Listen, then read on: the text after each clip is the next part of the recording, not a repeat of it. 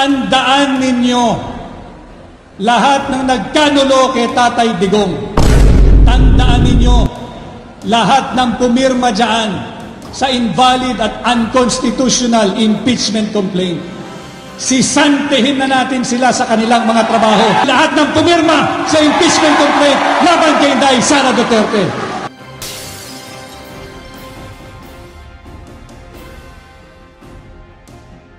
Magandang araw sa inyo mga kabayan, mga tropa. Isa na namang mainit at interesanting topic ang bibigyan natin ng reaksyon. Kaya kung mahilig po kayo sa mga politics, content, at tamang-tama po at para sa inyo ang channel na to.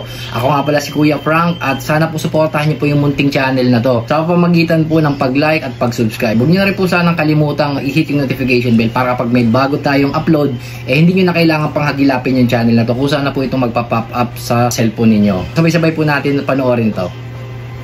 Ninyong alalahanin na ang dati nating Pangulo, ang ating pinakamamahal na Tatay Digong, ay mag-isa doon sa gahig.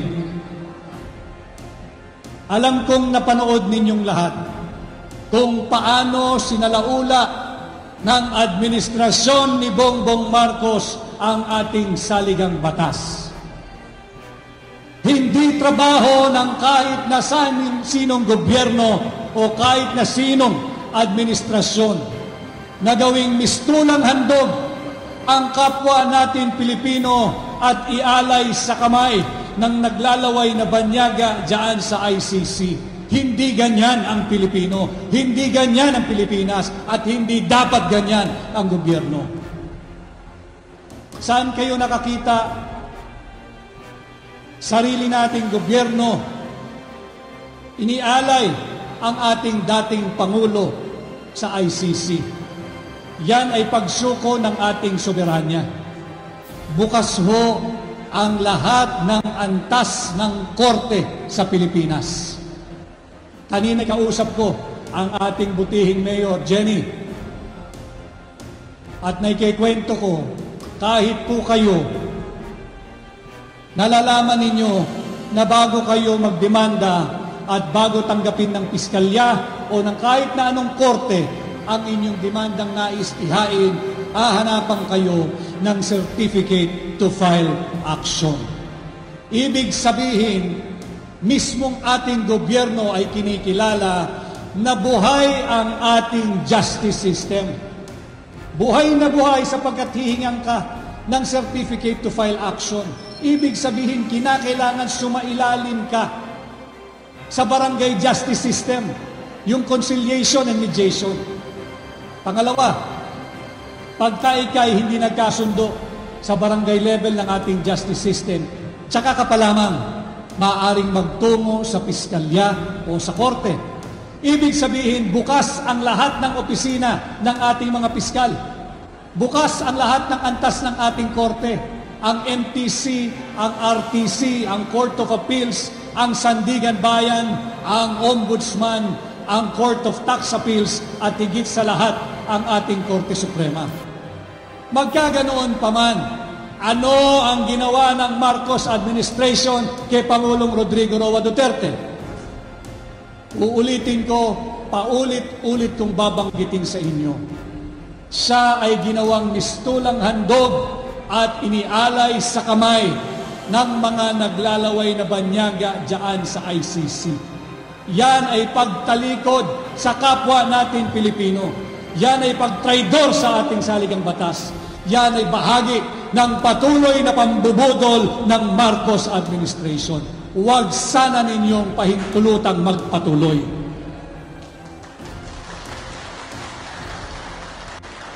At ganoon din ang ginawa nila, hindi na kontento, patuloy ang pagtangkang pagnanakaw sa posisyon ng pangalawang Pangulo ng Republika ng Pilipinas. Alam kong alam na alam ninyo na nakabinbin ngayon sa Senado itong huwad na impeachment complaint laban kay Inday Sara Duterte.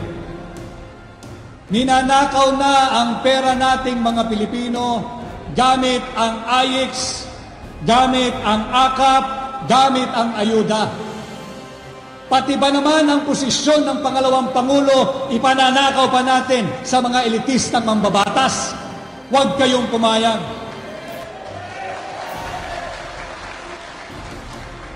At magagawa lamang natin yan ngayong nalalapit na halalan. Tandaan ninyo, lahat ng nagkanulo kay Tatay Digong, tandaan ninyo, lahat ng pumirma dyan sa invalid at unconstitutional impeachment complaint, sisantehin na natin sila sa kanilang mga trabaho. Uulitin ko, sisantehin na natin lahat ng pumirma sa impeachment complaint laban kay Inday Sara Duterte. Huwag tayong pumayag. Palitan na natin sila. At lahat ng sumusuporta sa baluktot at tiwaling pamumuno ng administrasyon ni Bongbong Marcos. Paano natin ito malalabanan? Paano natin ito may tutuwid? Ihatid natin bilang gobernadora, bilang ina ng ating probinsya, si Governor Juliet Oy. Huwag tayong magpapatukso sa AKAP at AYIX. Pagka merong namigay ng AKAP at AYIX, ako na ho ang nakikiusap sa inyo. Tanggapin ninyo. Pakiusap. Tanggapin ninyo. Pero huwag kayong tatanaw ng utang na loob sa mga yan. Hindi dahil tayo ay mga ingrato, kung hindi dahil pera ninyo yan. Huwag tayong magpasalamat sa kanila dahil pera ninyo yan. At huwag kayong humana sa kanila sapagkat ang binibigay nila sa inyo ay kakarampot. Higit na malaki ang nauuwit na pupunta sa kanilang mga pitaka. Kanya pag tayo ay nakatalikod, pag sila na lang na nag-uusap, ang ibig sabihin pala ng AKAP sa kanila, ang kakapal ng aming pitaka. Huwag tayong pumayag. At patapos na rin ho ang term ng ating butihing Mayor Jenny. Dito naman, sa Villanueva, ipagpatuloy natin ang matiwasay na serbisyo. Ating ihatid muli sa City Hall ang ating ama ng Villanueva, si Mayor Attorney Julio Uy. Ito ho ay mahalaga na ating pinag-uusapan. Ang dami po nating mga kasama dito na mga kandidato rin at opisyal ng iba't ibang local government units. Importante na pag-uusapan natin yung AKAP, yung AYIX. Mahigit din po, mahalagang mapag-usapan natin kung paano sinalaulak ng Marcos administration ang ating 2025 national budget. Nagpasa po sila ng 6.326 trillion pesos budget for 2025. At ang naging pundasyon, ang naging basihan ay ang puno ng blankong Bicameral Conference Committee report. Nasaan ang pera nating mga Pilipino? Atin silang singilin ngayong darating na May 12, 2025 election. At magagawa lang ho natin yan kung inyo pong tutulungan ang Duterte. Nakikiusap po ako sa inyo, tulungan po ninyo ang Duterte. Kinakailangan natin ng sapat na bilang sa Senado.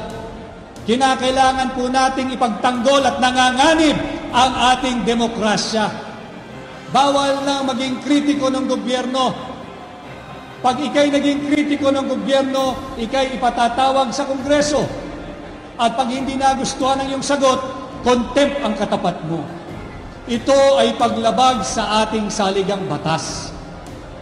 Meron tayong karapatang magpahayag, magbalita, at magsaad ng ating damdamin.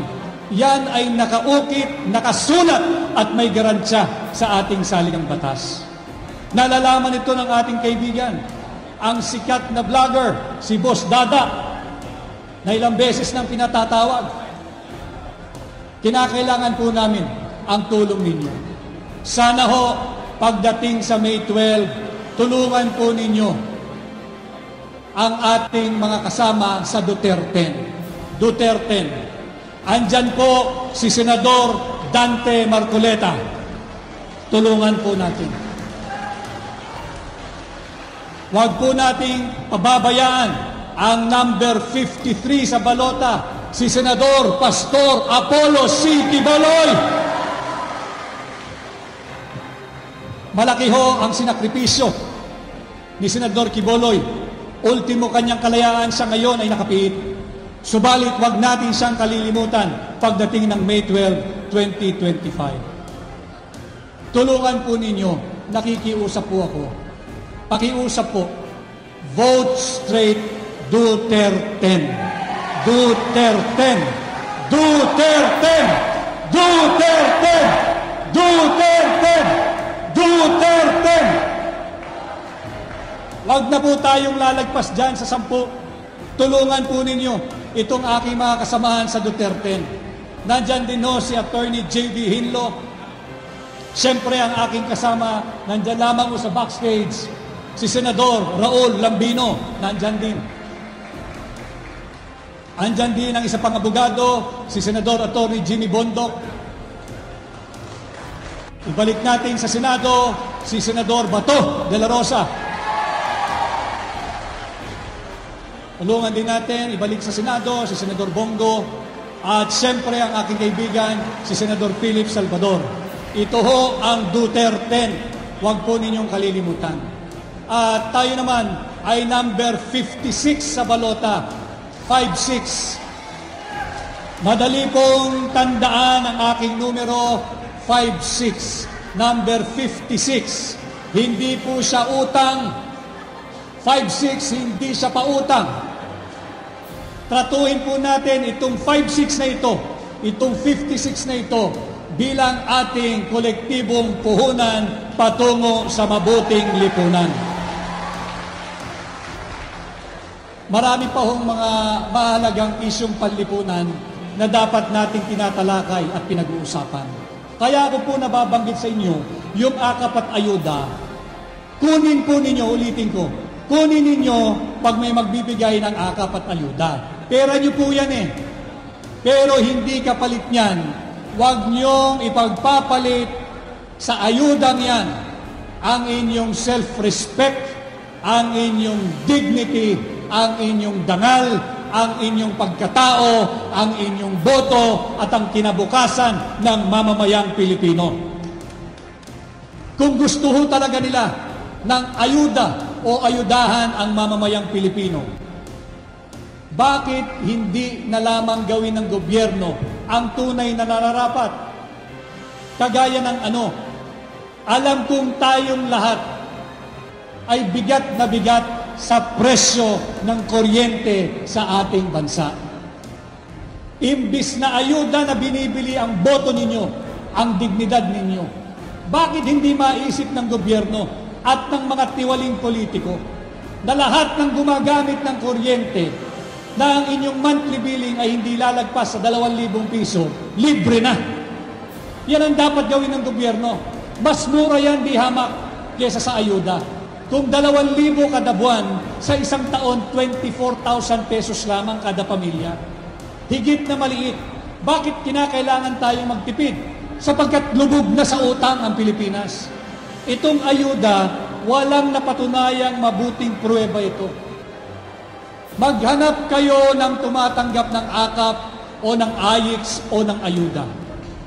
Hingan ninyo sila ng testimonial o pagpapatotoo. Tanungin ninyo, sa paulit-ulit na pagtanggap mo ng akap at AYIX, bumuti ba ang buhay mo? Bumuti ba ang buhay ng pamilya mo? Walang bubuting buhay dyan sapagkat hindi po sustainable yan. Yan ay lantarang pambibili ng boto ninyo. At nalalaman niyo yan dito. Alam na alam yan ng ating incoming at susunod na ina ng ating probinsya, si Gobernadora Juliet. Huwag tayong papadaig sa ayuda. Huwag tayong papadaig sa AYIX. Uulitin ko, pera ninyo yan. Pag may namigay, kunin ninyo. pero huwag kayong tatanaw ng utang na loob. Uulitin ko, hindi dahil tayo ay mga ingrato, kung hindi nalalaman natin ang totoo, pera ng mga Pilipino yung pinapamahagi ng mga tiwaling politiko. Hihingi din po ako ng tulong sa inyo. This is my personal favor to ask from you. Sana ho ay matulungan ninyo akong mangampanya. Sana ho ay ipangampanya ninyo ako sa inyong mga pamilya, kamag-anak, kapitbahay, kakilala, kabarangay, kamunisipyo, kaprobinsya, at sa lahat ng kilala ninyong Pilipino saan man pong bahagi ng mundo. Ipangampanya po ninyo ang number 56, si Atty. Vic Rodriguez. Wala rin po akong ayuda, wala rin po akong akap, wala rin po akong ayix.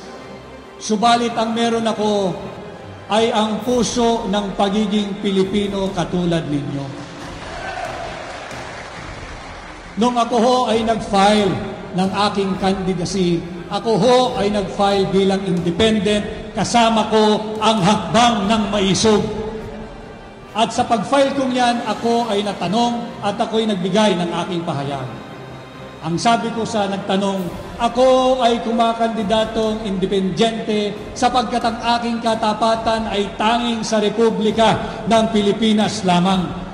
Ang katapatan ko ay not for sale. Ang katapatan ko ay hindi sa isang politiko, hindi sa isang political party, at higit sa lahat, hindi sa kung sino mang elitista o oligarko.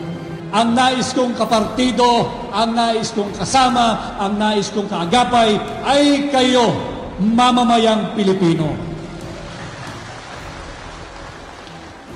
Kailangan din ho natin tulungan sapagkat alam naman natin na nagsisimula ang laban pagdating sa taunang budget sa mababang kapulungan o sa Kongreso.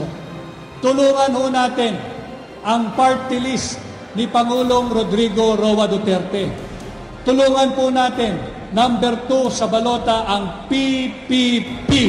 Ang PPP party list, ang party list po ni Pangulong Duterte, ni Congressman Pulong Duterte, at ni Mayor Baste Duterte. Kinakailangan po natin ng numero. Hindi lamang sa Senado, kung hindi pati sa Kongreso. At papaalala ko po muli sa inyo, huwag na po natin ibalik sa pwesto ang lahat ng nagkanulo kay Pangulong Rodrigo Roa Duterte.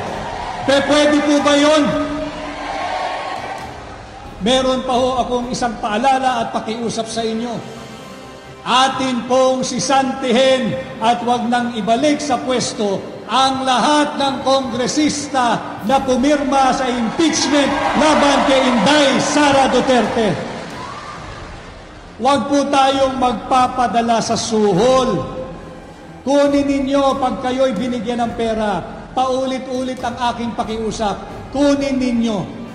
Pero wag kayong tatanaw ng utang na loob. Uulitin ko, hindi dahil tayo ay mga ingrato, kundi tayo ay mga Pilipino at nalalaman natin na pera ng mga Pilipino ang kanilang pinapamahagi at hindi pera ng mga tiwaling politiko. At ito ho sana ang gawin ninyong mga gabay. Patungo dito sa ilang araw na lamang matatapos na ho ang kampanya, national man at lokal.